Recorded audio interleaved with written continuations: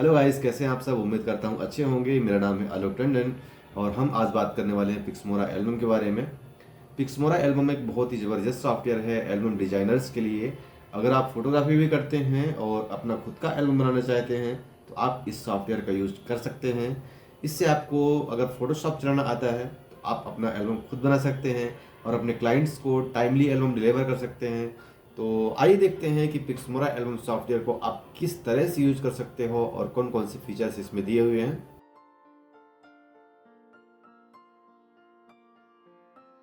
यहाँ पे आप इमेज का फोल्डर सेलेक्ट कर लेते हैं। सबसे पहला काम आपका होता है कि आप इमेज फोल्डर सेलेक्ट करें। जिस फोल्डर पे भी आपने अपने इमेज को रखा हुआ है उस फोल्डर को आपको यहाँ सेलेक्ट करना होगा। जैसे कि हमने अपने इमेज को ई ड्राइव में रखा हुआ है यहाँ पे डेमो के अंदर, और मैं डेमो के अंदर फॉर यूज पे क्लिक करता हूँ और मेरे सारे इमेजेस के फोल्डर दिखने लग गए हैं। इसमें जिस फोल्डर पे भी आप क्लिक करके और असाइन करेंगे उस फोल्डर के सारे इमेजेस आपके पास दिखने लग जाएंगे। इस तरीके से मैं इसी फोल्डर को असाइन करके रखता हूँ और ओपन इमेज पर आप क्लिक करेंगे तो देखिए सारे इमेजेस आपके दिख रहे हैं। अगर आपने अंदर वाले किसी फोल्डर को सिलेक्ट किया तो वो फोल्डर आपके पास दिखने लग जाएगा। इमेज पर मैं क्लिक करता हूँ और कपल पे क्लिक कर देता हूँ, सिलेक्ट करूंगा और ओपन पर जब मैं क्लिक करूंगा देखिए कपल का फोल्डर ओपन हो रहा है। यूज के अंदर के सारे फोटोज को मैं बाहर रख लेता हूं। उस तरीके से जब मैं ओपन इमेज बटन पर क्लिक करूंगा तो मेरे पास वही फोल्डर ओपन हो रहा है। अब मेरे पास बहुत सारे फोल्डर ओपन नहीं हो रहे हैं, सिर्फ सिंगल फोल्डर ओपन हो रहा है। इसी तरीके से हम वो फोल्डर सेलेक्ट करेंगे यहाँ से जिसमें हमने इमेज अपने रख रखे हैं और उस फोल्डर का यूज करके और हम अपने एल्बम को बनाने वाले हैं तो फोल्डर हम यहाँ पे एक्टिव कर लेंगे। इसके बाद यहाँ पे पीएचडी का फोल्डर मिल जाता है जिसको हम क्लिक करेंगे और यहाँ पे हम वो फोल्डर सेलेक्ट करेंगे जिसमें हमें अपने पीएचडीज को सेव करना है, यानी एल्बम बनाने के बाद सेव करना है। तो मैं एल्बम बनाने के लिए जो फोल्डर सिलेक्शन करता हूँ उसमें मैं यहाँ पे डेमो फोल्डर का यूज करता हूँ। आप कहीं भी बना सकते हैं, अपने किसी भी ड्राइव में बना सकते हैं और वहाँ पे अपने पीएचडी फाइल्स को रख सकते हैं। तो उस फोल्डर पे आप यहाँ पे सेलेक्ट फोल्डर कर देंगे और आपका वो फोल्डर सेलेक्ट हो जाता है। फोल्डर सेलेक्ट हो जाने के बाद यहाँ पे आप देखेंगे कि फोल्डर पाथ आपको दिखाने लग गया है। यहाँ पे हमारा पीएचडी फोल्डर पाथ दिखा रहा है और यहाँ पे हमारा इमेज फोल्डर पाथ दिखा रहा है। दोनों पाथ को आप चाहें तो यहाँ पे टाइप करके भी आप लिख सकते हैं और अगर आप चाहें तो इसको इस तरह से भी आप यहाँ पे एड्रेस बार पे क्लिक करेंगे और उसको आप पेस्ट कर सकते हैं। जैसे कि मैं यहाँ पे अगर डेमो फोल्डर पे जाऊँ और यूज फोल्डर पे जाऊँ, यहाँ पे अगर मैं दूसरा फोल्डर सेलेक्ट करना चाहूँ जैसे किशन का फोल्डर है, इसको अगर मैं यहाँ से पाथ कॉपी करता हूँ और कॉपी करने के बाद मैं इस जगह पर लेकर और पेस्ट करता हूँ और अब जब मैं ओपन इमेज पर क्लिक करूँगा तो यहाँ पे मेरे पास वो फोल्डर ओपन हो रहा है जिस फोल्डर को मैंने अभी लाकर पेस्ट किया है यहाँ पर। तो आप सिंपली एड्रेस पाथ को कॉपी करके और पेस्ट कर सकते हैं चाहे तो। अगर आप कॉपी करके पेस्ट नहीं करना चाहते हैं तो आप यहाँ से बटन पर क्लिक करके सेलेक्ट भी कर सकते हैं। हमारे सॉफ्टवेयर के साथ में जो पीएचडी मिलते हैं उनको अगर आपने डाउनलोड किया है और उनका यूज आप करना चाहते हैं तो उसके लिए आप क्या करेंगे कि जिस फोल्डर में भी आपने रख रखा है हमारे डाटा को, जैसे कि मैंने यहाँ पर देखिए डी ड्राइव में रख रखा है एल्बम वर्क के नाम से। ड्राइव को ओपन करते ही हमारा वो फोल्डर नज़र आना चाहिए उसको, जिस फोल्डर में आपने हमारी पीएचडीज को रखा हुआ है। जैसे कि यहाँ पे एल्बम वर्क का फोल्डर मिल जाता है और एल्बम वर्क फोल्डर के अंदर सारे पीएचडीज हमारे अवेलेबल हैं, सारा डाटा अवेलेबल है। तो उसी तरीके से आपको रखना होगा। आप किसी भी ड्राइव पे यूज कर सकते हैं, उससे कोई प्रॉब्लम नहीं है। अब आप क्या करेंगे कि यहाँ से डाटा पर क्लिक करेंगे और डाटा पर क्लिक करने के बाद उस ड्राइव को सेलेक्ट करना होगा जिस ड्राइव पर आपके पीएचडी फाइल्स रखे हुए हैं, यानी कि हमारे द्वारा दिए हुए जो पीएचडी फाइल्स हैं उनको आप जिस ड्राइव में रखे हैं उस ड्राइव को सेलेक्ट करके यहाँ पे सेलेक्ट करेंगे तो आपका जो ड्राइव है वो एक्टिव हो जाएगा और यहाँ से आपको एक बार अपने सॉफ्टवेयर को रीस्टार्ट करना होगा। मैं यहाँ पे क्लोज करता हूँ। इसके बाद यहाँ पे स्टैंडर्ड टेम्पलेट मिल जाता है, इसके साथ प्रीमियम टेम्पलेट मिल जाता है और एक्सक्लूसिव टेम्पलेट मिल जाता है। ये तीनों अलग अलग ऑप्शंस हैं। अगर आप यहाँ पे एक्सक्लूसिव पे क्लिक करते हैं तो आप वो पीएचडी यूज कर पाएंगे जिनको आपने यहाँ से ऑटो कन्वर्ट किया होगा। उन पीएचडी को अगर आप मतलब जैसे खुद से अगर आप कोई पीएचडी कन्वर्ट करते हैं, खुद की पीएचडी को ऑटो पीएचडी में कन्वर्ट करते हैं तो वो पीएचडी आपको एक्सक्लूसिव टेम्पलेट पर क्लिक करेंगे उन पीएचडी का यूज आप तभी कर पाएंगे जब एक्सक्लूसिव टेम्पलेट आपने एक्टिव करके रखा हुआ है। इनको अगर आप इसको एक्टिव करके नहीं रखते हैं तो आप उन PhDs का यूज नहीं कर पाएंगे। अगर आपका PhD सर्च नहीं हो रहा है तो आप एक बार इसको कट करके और दोबारा से स्टार्ट कर सकते हैं। आइए देखते हैं हमारे पास, यहाँ से हम स्टैंडर्ड टेम्पलेट को यूज करने वाले हैं अभी। तो स्टैंडर्ड टेम्पलेट को मैं एक्टिव कर लेता हूँ, ओके पर क्लिक करता हूँ। यहाँ पे जब मैं ओपन बटन पर क्लिक करता हूँ तो मैं यहाँ से कुछ फोटोज़ को ओपन कर सकता हूँ। जितने फोटोज़ मैं ओपन करना चाहूँ इस तरह से मैं ओपन कर सकता हूँ। देखिए जितने फोटोज़ मैंने ओपन किए हैं उन फोटोज़ को अगर मैं किसी एल्बम शीट में लगाना चाहता हूँ, जैसे कि इस शीट में लगाना चाहता हूँ, फोटोज़ ओपन हो जाने के बाद मैं एक्टिव PhD पे क्लिक करूँगा और इसमें से कुछ फ्रेम सेलेक्ट कर लेता हूँ। जैसे लेफ्ट साइड में मेरे पास यहाँ 4 फ्रेम है, तो चारों फ्रेम को अगर मैं सेलेक्ट करता हूँ, एक वर्टिकल फ्रेम है और 3 हॉरिजॉन्टल फ्रेम है। अगर इन चारों फ्रेम्स को मैं सेलेक्ट करता हूँ और यहाँ पे फिल ओपन पर क्लिक करता हूँ, जैसे कि मैंने 4 फ्रेम सेलेक्ट किए थे, 4 फोटोज़ मेरे एक्टिव होंगे और उन चारों फ्रेम्स पर फिल हो जाएंगे।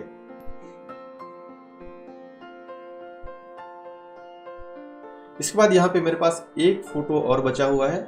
इसको मैं लगाने के लिए यह वाला फ्रेम सेलेक्ट करता हूँ और इसमें क्लिक करने के बाद अगर मैं सिंगल फोटो यहाँ पे फिल ओपन पर क्लिक करूँगा तो वो जो ओपन फोटो है वो मेरे इस फ्रेम में आकर के वो फिट हो जाता है।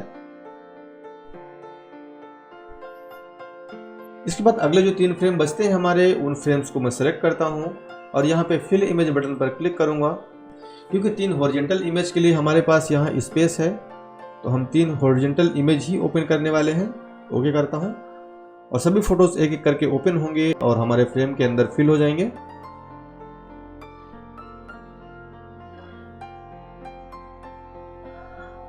इसके नीचे यहाँ पे देखिए स्मार्ट ऑब्जेक्ट का ऑप्शन है जिसमें टिक लगा हुआ है।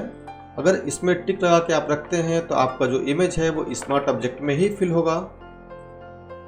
इसमें अगर आप क्लिक करके रखते हैं तो आपका इमेज स्मार्ट ऑब्जेक्ट में फिल होगा। अगर आप क्लिक करके नहीं रखते हैं तो स्मार्ट ऑब्जेक्ट में आपके फोटोज फिल नहीं होने वाले हैं। अगर आप स्मार्ट ऑब्जेक्ट में फोटो फिल करते हैं तो इसका फायदा ये है कि आप इमेज को कितना ही बड़ा या कितना छोटा कर दें, इससे आपके इमेज क्वालिटी में कोई भी फर्क नहीं पड़ने वाला है।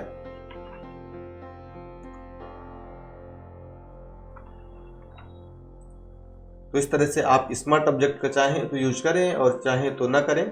इसके लिए मैं अभी अनचेक भी कर सकता हूं। इसके बाद अगला ऑप्शन हमारे पास मिल जाता है सर्च एंड फिल बटन। इसको मैं क्लोज कर देता हूं इस शीट को। अगर यहाँ पास हमारे पास ओपन है तो इसमें भी कोई प्रॉब्लम हमें नहीं होने वाला है।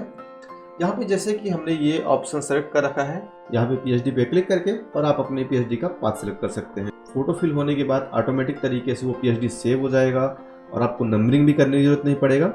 जब हम सर्च पर क्लिक करेंगे और कुछ फोटोज हम यहाँ से ओपन करते हैं तो उन फोटोज को एनालाइज करेगा सॉफ्टवेयर और इसके बाद हमारे पास कुछ PhDs प्रेजेंट करेगा।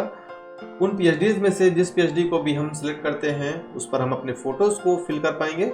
जैसे कि अगर मैं इस PhD को सिलेक्ट करता हूँ और उस पर डबल क्लिक करता हूँ तो वो PhD मेरे पास ओपन हो जाएगा। अब हमारे पास एक और ऑप्शन आया है जिसमें हम अपने PhD को रोटेट कर सकते हैं। यानी कि अगर हम हॉरिजॉन्टल वाइज रोटेट करना चाहें या वर्टिकल वाइज रोटेट करना चाहें या 180 डिग्री रोटेट करना चाहें तो हम अपने PhD को रोटेट कर सकते हैं। और रोटेट करने के बाद ये वाले फ्रेम इधर आ जाएगा, ये वाला फ्रेम इधर चला जाएगा। यानी कि ये कंडीशन कब काम आएगा, अगर हम हॉरिजॉन्टल फोटो को इधर लगाना चाहते हैं और वर्टिकल फोटो को इधर लगाना चाहते हैं, अगर हमारे पास उस तरह का फ्रेम अवेलेबल नहीं है उसके लिए हम अपने PhD को ही फ्लिप कर देंगे और हमारा पहला फोटो इस तरफ लगेगा। मैं यहाँ पे कंटिन्यू पे क्लिक करता हूँ और जो भी फोटोज हमने सेलेक्ट किए हैं वो फोटोज एक एक करके हमारे एक्टिव PhD में लग जाते हैं। यानी कि जिस PhD को हमने ओपन किया है उसी PhD में लगने वाला है। जो PhD हमारा पहले से ओपन था उसमें वो कुछ भी काम नहीं करने वाला है। यानी कि जो हमारा PhD पहले से ओपन था उसको बिल्कुल भी नहीं छेड़ने वाला है। अगर पहले से आपने कुछ इमेजेस ओपन करके रखे हैं यानी JPG इमेजेस ओपन करके रखे हैं उनको भी ये बिल्कुल छेड़ने वाला नहीं है। तो हमारे पास पहले से JPG इमेज या PhD इमेज अगर फोटोशॉप में ओपन भी है तो भी ये काम करता है। यानी कि उसको बिल्कुल नहीं छेड़ेगा और आपका जो सेलेक्ट किया आपने उन इमेजेस को एक्टिव PhD में लगा देगा। यानी जिस PhD को आपने ओपन किया है और जिन इमेजेस को ओपन किया है उसी में आपके इमेजेस को फिल कर देता है। इस तरीके से सर्च एंड फिल बटन का यूज करके आप अपने एल्बम शीट को डिजाइन कर सकते हैं। ये देख सकते हैं ऑटोमेटिक यहाँ पे नंबरिंग भी हो रहा है। इसके बाद मैं एक बार और क्लिक करता हूँ और यहाँ से कुछ फोटोज फिर से सेलेक्ट करते हैं।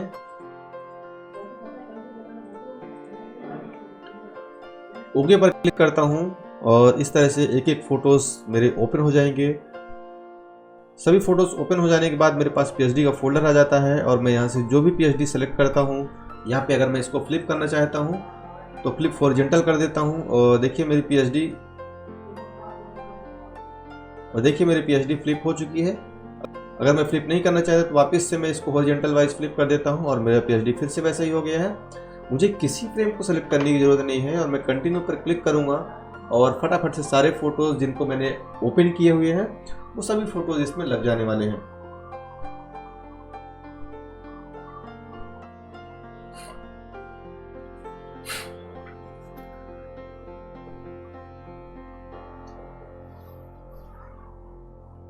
एक चीज़ का आपको ध्यान देना होगा, आप जिस साइज में अपने एल्बम को बनाना चाहते हैं वो साइज यहाँ पे आपको एक्टिव करके रखना होगा।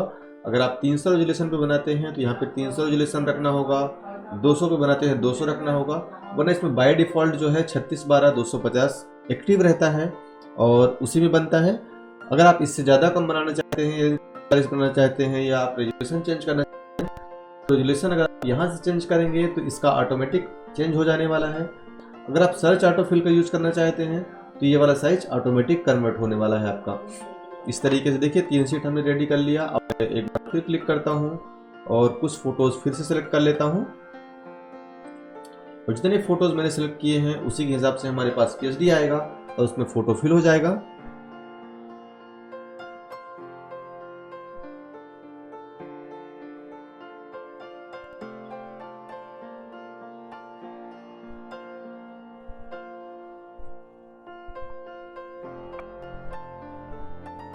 अगर आप यहाँ से अनचेक कर देते हैं तो ये जो आपके पास रोटेट का ऑप्शन आता है ये बाद में नहीं आने वाला है।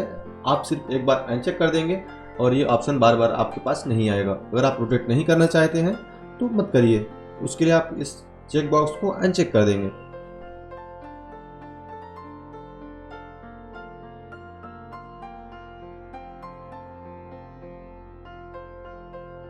अगर इस पीएचडी के सारे फोटोज़ को मैं हटाना चाहूँ तो यहाँ पे क्लियर बटन पे मैं क्लिक करता हूँ और सभी फोटोज़ मेरे रिमूव हो जाते हैं। सारे फोटोज़ रिमूव हो जाने के बाद इन सभी फ्रेम्स को सेलेक्ट कर लेना है और सेलेक्ट कर लेने के बाद यहाँ पे जब मैं ऑटो कन्वर्ट पीएचडी पर क्लिक करूँगा तो ये ऑटोमेटिक तरीके से जो मेरी पीएचडी है उसको ऑटो पीएचडी में कन्वर्ट करके और सेव कर दिया जाएगा। सेव कर देने के बाद हमारे पास वो फोल्डर ओपन होके आ जाता है जहां हमारी पीएचडी सेव हुई है। जो हमारी पीएचडी सेव हुई है वो है डी ड्राइव में एल्बम वर्क के अंदर टेम्पलेट और एक्सक्लूसिव टेम्पलेट। इस पीएचडी का यूज आप तब कर सकते हैं जब आपने यहाँ से एक्सक्लूसिव पीएचडी वाला टेम्पलेट सेलेक्ट करके रखा है। इस तरीके से आपके पास जो भी पीएचडीज हैं उनको आप ऑटो पीएचडी में कन्वर्ट कर लीजिए। और अगर आप अपने सारे पीएचडीज को ऑटो पीएचडी में कन्वर्ट कर लेते हैं तो आप सर्च एंड फिल बटन के थ्रू अपने उस पीएचडी को सर्च करके और फिल कर पाएंगे। इसके बाद नीचे की तरफ आएंगे तो यहाँ पे इमेज टू फ्रेम बटन दिख रहा है।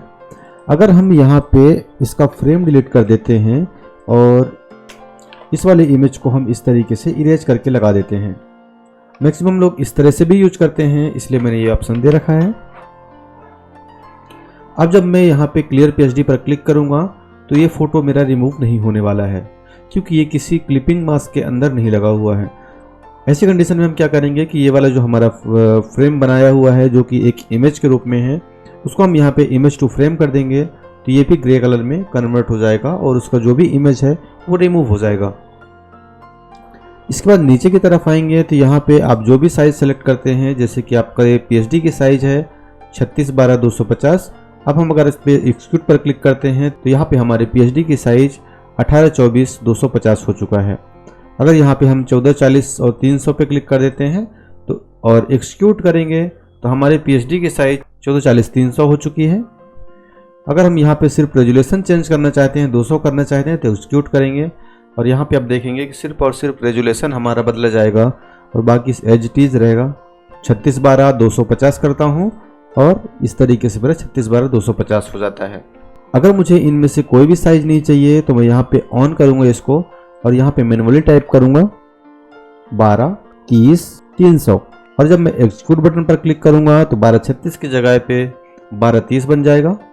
अब आप देखेंगे कि हमारी जो PSD है वो खड़ी हो चुकी है, लेकिन हमें ऐसा नहीं चाहिए तो इसलिए हम क्या करेंगे, यहाँ पे 30 करेंगे और यहाँ पे 12 करेंगे। अब एग्जीक्यूट करेंगे तो हमारे PSD की साइज वर्टिकल की जगह पे हॉरिजॉन्टली हो जाएगी। इस तरह से आप अपने PSDs को यहाँ से कन्वर्ट कर सकते हैं, जिस साइज में चाहें उस साइज में, और ऑटो PSD में कन्वर्ट कर सकते हैं। आप PSD को अपना क्लियर कर सकते हैं। फिक्स PSD पे जब आप क्लिक करेंगे तो आपकी जो एग्जैक्ट PSD होगी उसमें ब्लैंक लेयर सारे रिमूव हो जाएंगे, आपकी PSD लाइट वेट PSD में कन्वर्ट हो जाएगी। साथ ही 1236 में अगर कन्वर्ट करना चाहते हैं तो यहाँ पे आप जो भी साइज़ दे के सेलेक्ट करके रखते हैं उस साइज़ में आपकी वो PSD कन्वर्ट होके और सेव भी हो जाएगी। तो इस तरह से आप फिक्स PSD और इनका सबका यूज कर सकते हैं। इधर के जो भी बटन्स हैं उनका यूज हमने देख लिया है। तो अब हम देखने वाले हैं कि फोटो करेक्शन टैब आप किस तरीके से यूज कर सकते हैं। यहाँ पे हमारे पास स्किन स्मूथ यानी कि स्किन रिटचिंग के ऑप्शन मिल जाते हैं, जिनको हम यूज करके और अपने फेस को क्लीन कर सकते हैं। तो यहाँ पे हमारे पास पोर्ट्रेट स्किन मिल जाता है, ब्लर स्किन मिल जाता है, स्मूथ स्किन और टेक्सचर स्किन। आइए देखते हैं इनको किस तरीके से कर सकते हैं। यहाँ पे मैं पोर्ट्रेट स्किन पर क्लिक करता हूँ और देखेंगे कि यहाँ पे हमारे पास एक ब्लर का ऑप्शन आ गया है। अगर मेरे इमेज पर कोई सिंगल पर्सन है तो मैं यहाँ पे थोड़ा सा इसको इंक्रीज कर दूंगा ताकि इसके फेस के डिटेल्स थोड़े से कम नज़र आए। और अगर मेरे पास ज़्यादा लोग हैं, अगर मेरे पास उसी इमेज में ज़्यादा लोग हैं यानी ग्रुप फोटो है तो इसको मैं कम करूँगा। अभी फ़िलहाल मैं इसको यहाँ से 15 रखता हूँ। क्लोजअप के लिए सफिशिएंट है, चाहे तो इसको 20 तक रख सकते हैं, 20 से ऊपर आप नहीं रख सकते। तो इस तरीके से 20 करने के बाद मैं ओके करता हूँ। यहाँ पे मैं परसेंटेज इसका कर दूंगा 75, ये 70, 30, 300। और इस तरीके से जब आप इसको चलाएंगे देखेंगे कि कितना स्मूथली स्किन को हमारे टचिंग कर रहा है। स्किन के सारे दाग धब्बे हट जाते हैं और हमारे इमेज का जो स्किन है वो बहुत ही अच्छा लगने लगता है। अभी आप देख सकते हैं बहुत ही अच्छी रिटचिंग हुई है इस तरह से। चलिए हम इसको एक काम करते हैं, दूसरे फोटो पर भी अप्लाई करके देखते हैं। इसको मैं यहाँ पे फिनिश पर क्लिक करूंगा और ये मर्ज हो जाएगा। इसी तरह से ये वाले इमेज पर अगर हम अप्लाई करना चाहेंगे तो इस पर भी देखते हैं। यहाँ पे मैं पोर्ट्रेट स्किन पर क्लिक करूंगा और देखिए इस तरह से यहाँ पे ब्लर हो गया है और मैं सिंपली इसको ओके कर देता हूँ। किस इमेज पर कितना ब्लर करने से परफेक्ट क्वालिटी आएगी उस लेवल को आपको समझना होगा और थोड़ा सा जब आपको नॉलेज हो जाएगा तो आप उसको समझ पाएंगे। इस तरह से आप अपनी इमेज को प्रॉपरली फिनिश कर सकते हैं। Finish your work. यहाँ पे हम ब्लर बैकग्राउंड पर क्लिक करते हैं और देख सकते हैं कि हमारे बैकग्राउंड को ब्लर करना है तो इसके लिए हम इसको ओके करेंगे।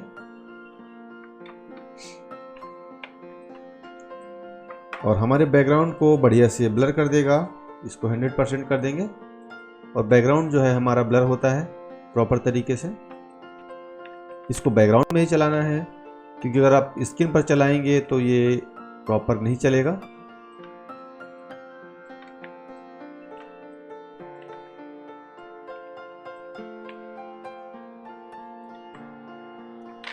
इस तरह से अपने इमेज के बैकग्राउंड को आप ब्लर कर सकते हैं। इसके बाद मैं इस इमेज को रिवर्ट कर देता हूं।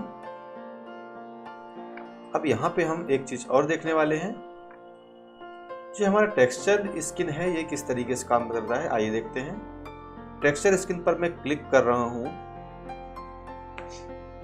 और इस तरीके से हमारी इमेज के ऊपर एक प्रोसेसिंग चलेगा।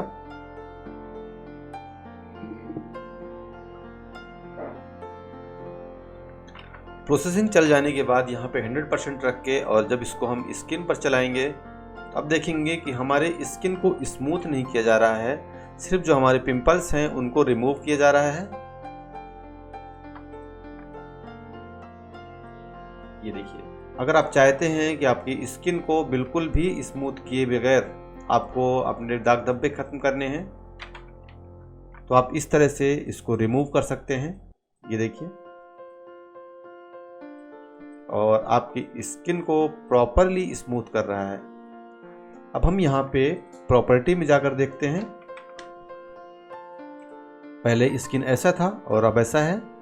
देखिए इसमें स्मूथनेस नहीं है, लेकिन स्किन के जितने भी दाग धब्बे हैं वो खत्म हो चुके हैं। इस वाले की क्वालिटी ये है कि आपके टेक्सचर्स को बरकरार रखते हुए ये प्रॉपरली आपके स्किन के दाग धब्बे खत्म करता है। इस वाले पे भी देखते हैं, आइए। फिर से हम इस वाले बटन पर क्लिक करते हैं और प्रोसेसिंग अप्लाई होने लग जाएगा। थोड़ा सा लगता है इसमें, क्योंकि आपके कंप्यूटर के स्पीड के ऊपर डिपेंड करता है।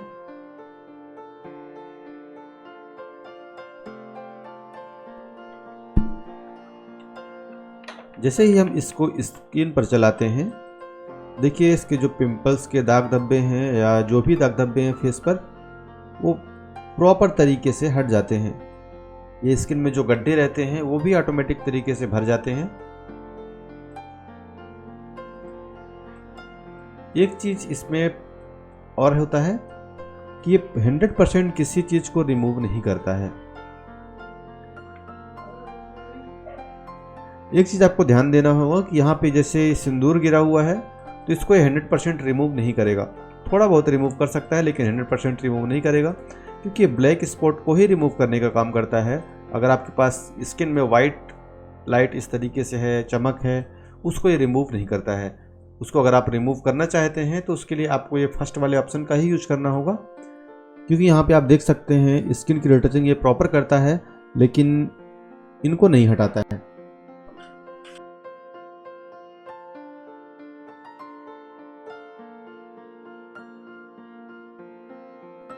यहाँ पे आप देख सकते हैं कि हमारे इमेज में स्किन पहले ऐसा था और अब ऐसा हो चुका है। यानी प्रॉपर आपको टेक्सचर्स नज़र आएंगे, प्रॉपर आपको स्किन अच्छा लगेगा देखने में। ऐसा नहीं लगेगा कि बहुत ज़्यादा लिपा पोती कर दिया गया है। तो इस तरह से ये बहुत ही अच्छा लगता है और बहुत अच्छा लुक आता है इससे। तो इसका भी यूज आप कर सकते हैं। यहाँ पे स्मूथ स्किन का एक ऑप्शन दिया हुआ है, जिसमें टेक्सचर के साथ साथ आपके स्किन को स्मूथ किया जाएगा, ताकि आपको दोनों चीज़ें मिल सकें।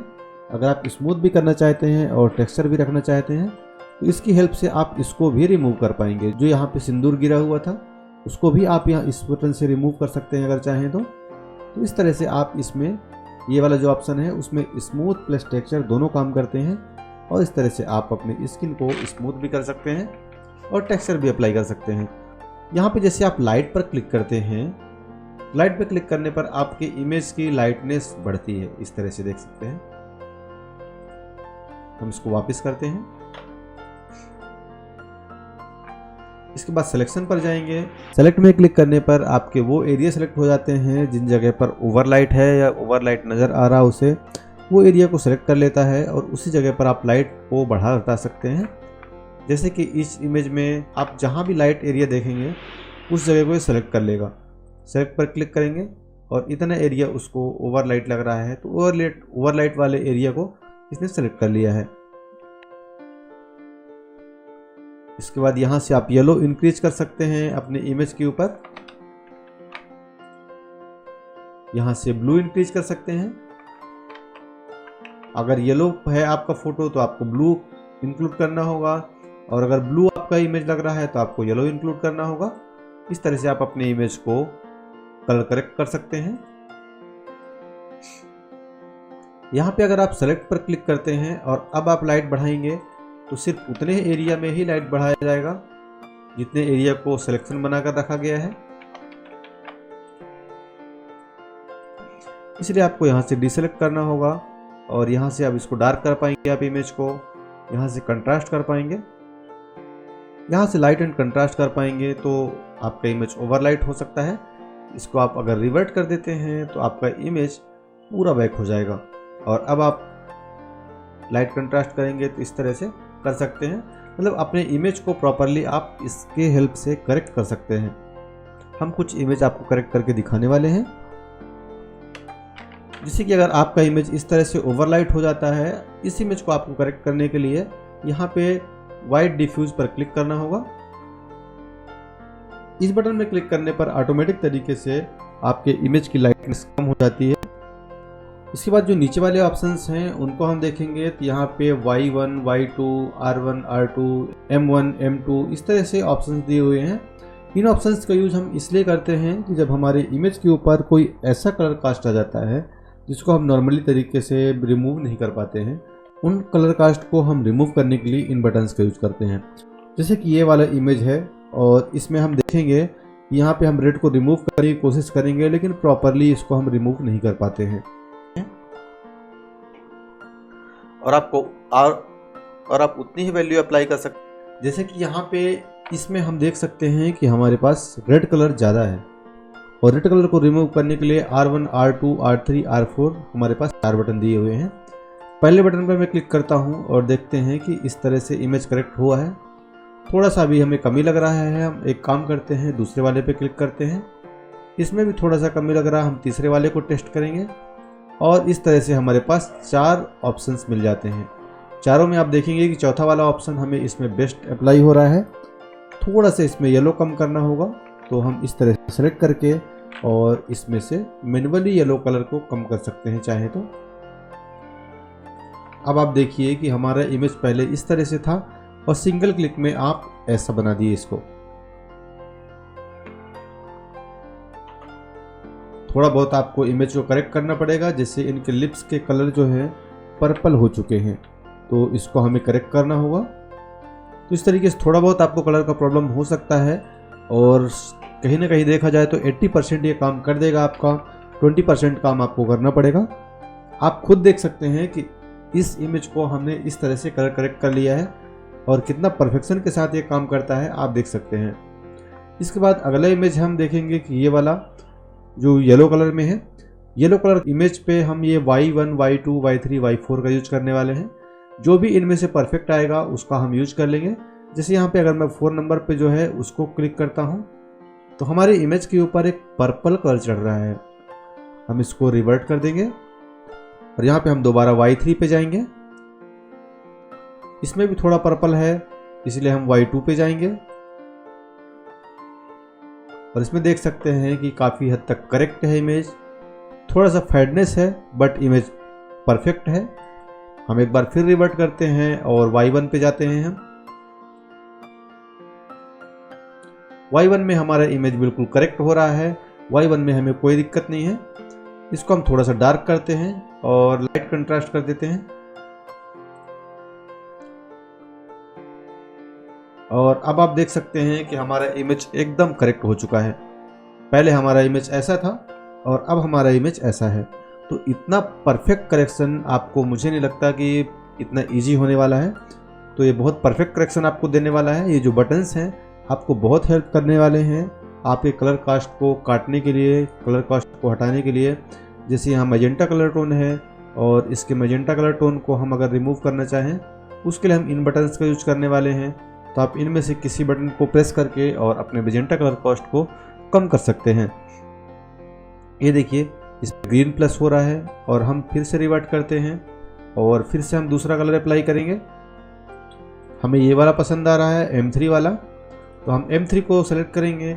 इसके बाद इसमें से ग्रीन कलर हम रिमूव करेंगे।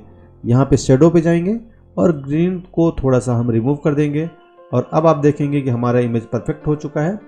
इसमें देखेंगे कि ओवरलाइट इमेज है हमारा, तो इसलिए हम इसमें वाइट डिफ्यूज चला देंगे।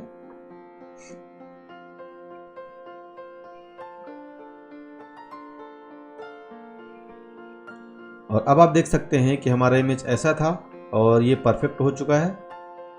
इसी तरीके से यहाँ पे ओवरलाइट का ये भी इमेज हमारे पास है। इसको हम देखेंगे कि वाइट डिफ्यूज अगर हम करते हैं इस पर तो क्या फर्क पड़ता है, आइए देखते हैं।